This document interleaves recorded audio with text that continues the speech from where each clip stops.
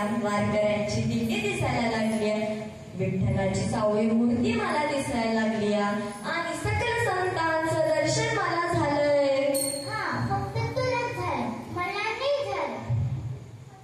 या शेजारीनं कुणी अगं डुचके तूच. या शेजारीनं बरं गेलं गं बया आणि मला पंढरीला नेलं.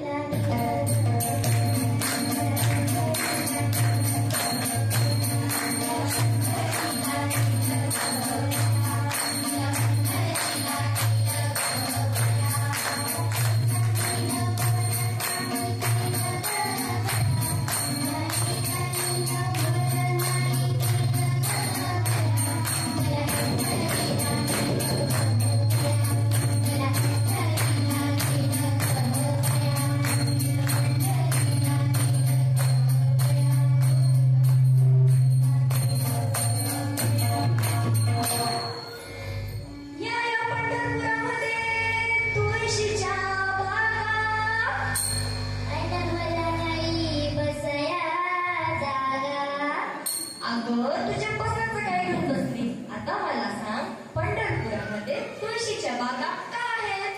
काय माहित? अगं कारण विठ्ठलाला तुळस लई लई लई आवडते. लय आवडते.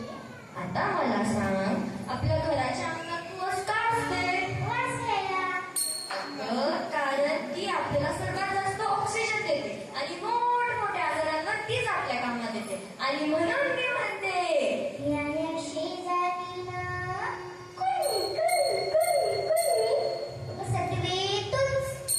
या शेजारीनं बरं नाही गेलं गं बया आणि मला पंढरीला नेलं.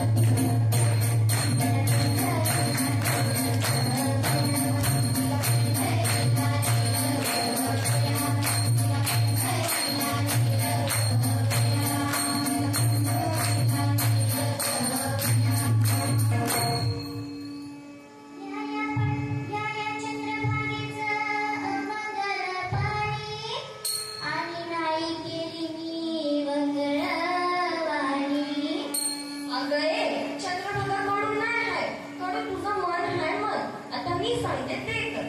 नाम स्मरणारे तुझं मन शुद्ध कर. मन करारे प्रसन्न सर्व सिद्धीचे कारण. मन चंगात पकडून मे गंगा. अगं आता मी सांगते तुला, चंद्रभागेमध्ये कोणी आपलं तोंड धुतलंय, कोणी हात धुतलंय, कोणी पाय धुतलंय, कोणी कपडे धुतलंय. आणि म्हणून माझी विनंती आहे, कुठलीही नदी असू दे, चंद्रभागा नदी असू दे किंवा कुठली पण, त्यात कचरा फेकू नका, निर्माल्य फेकू नका, आपल्या पोरबाळांना आंघोळ घालू नका आणि नदी स्वच्छ ठेवा. आणि म्हणून मी म्हणते या शेजारीनं